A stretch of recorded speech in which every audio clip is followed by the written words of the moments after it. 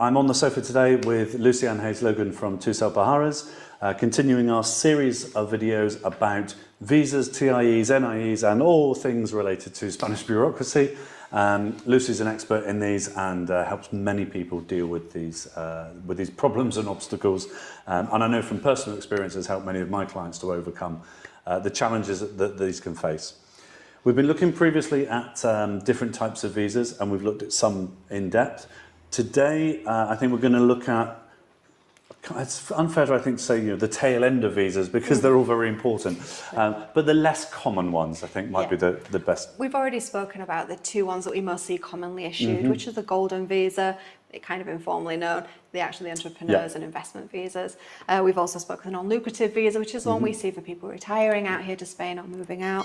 But there is also several more types of visas that are more specific. We haven't seen as much people talking about them, but we can definitely go into an in-depth video if anybody wants one. Feel free to send us a message and just say, hi. Pop a comment in the below and we can send you some more information. I'm applying for a student visa. Can you kind of give me a bit of an idea what that entails? We can definitely help with that. Okay. So what are these different types of visas that kind of fall outside of the most common ones? Well, we have an internship visa for interning out here in Spain. That again has very specific writings in it to what an internship is and what isn't an internship here in Spain, because obviously if you're earning money from it in Spain, it's considered a job and not an internship. And you'll need to look at the working visa to video you then have to look at working visa or self-employed visa for that one. Then we've got students, which obviously we're seeing quite a few of at the moment. A lot of people are coming out here on the Erasmus programme, even though the UK isn't currently part of the EU. Quite a lot of people coming over here to study, which is fantastic. Obviously older students as well, which is always very nice.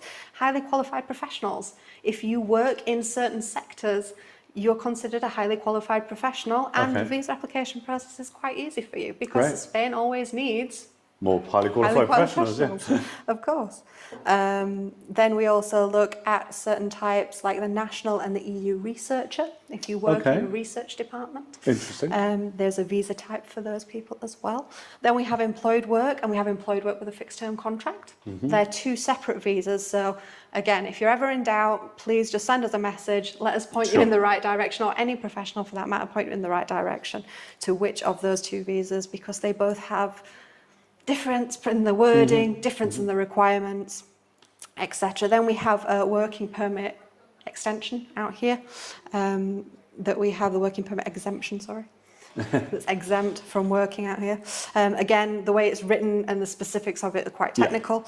Then we have an intercorporate transfer. If you're working for a company that's international and they're going to move you out here, there's an option for that, which is quite easy. Then we also have sorry, I've written this one down because it's quite a long one. Work under transnational provision of services. Okay. Very fancy. That's not one I've been asked about before. So. No, it's not one we normally see around on the forums, but it's another visa type for those that are looking at the visa type. So we have a self-employed visa, obviously. If you're coming out here and you're going to start a business, this isn't an easy visa to apply for. Just giving everybody a quick heads up. It's a two-step visa, as some visas are, where you first have to issue a working permit, then you issue your visa. Working permit kind of comes with a business plan, etc., etc.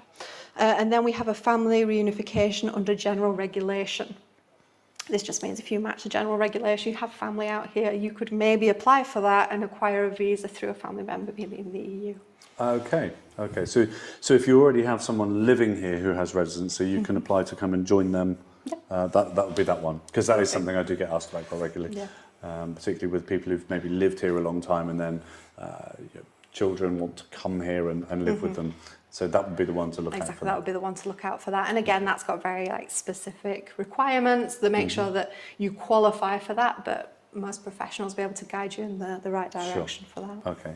Well, for those that are still awake after that exhaustive list, which thank you for, there's lots of different types of visas, as I'm sure you can see.